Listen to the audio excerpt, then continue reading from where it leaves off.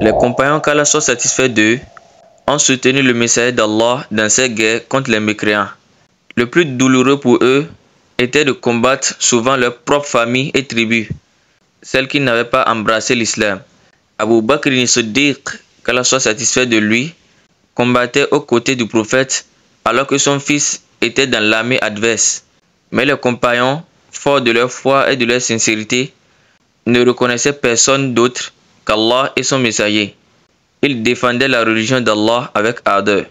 Abu Bakr al-Siddiq et son fils Abdurrahman se sont affrontés à Badr et à Uhud. Lors de la bataille de Uhud, Abdurrahman combattait aux côtés des polythéistes et faisait partie des archers recrutés par Quraysh pour combattre les musulmans. Au début de la bataille, il défia les musulmans en duel. Son père Abu Bakr se leva pour l'affronter, mais le prophète l'en empêcha. Lors de la bataille de Badr, le fils d'Abu Bakr vit son père sur le champ de la bataille, mais détourna le regard pour ne pas l'affronter. Après s'être converti à l'islam, Abdurrahman raconta cet épisode à son père. Le savant Ash-Sha'rawi a raconté ce dialogue entre le père et le fils après la conversion de ce dernier. Il dit: ils étaient assis évoquant la bataille. Le fils disait à son père: Père, je t'ai vu à Badr et j'ai détourné le regard de toi.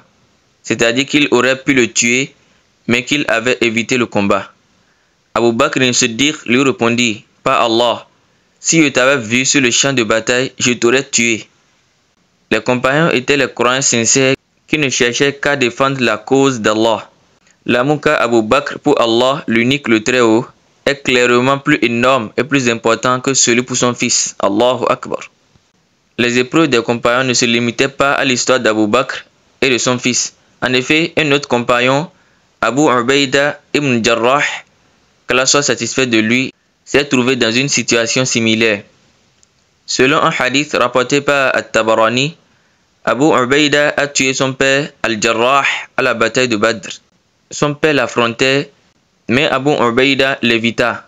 Après avoir insisté, Abu Ubaida finit par le tuer. C'est alors que fut révélé le nouveau verset coranique: Tu ne verras pas de gens qui croient en Allah et au jour dernier et qui, en même temps, sont en affinés avec ceux qui défient Allah et son messager.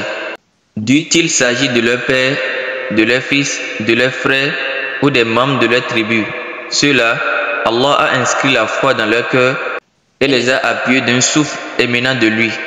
Il les fera entrer dans les jardins sous lesquels coulent les rivières, où ils séjourneront éternellement.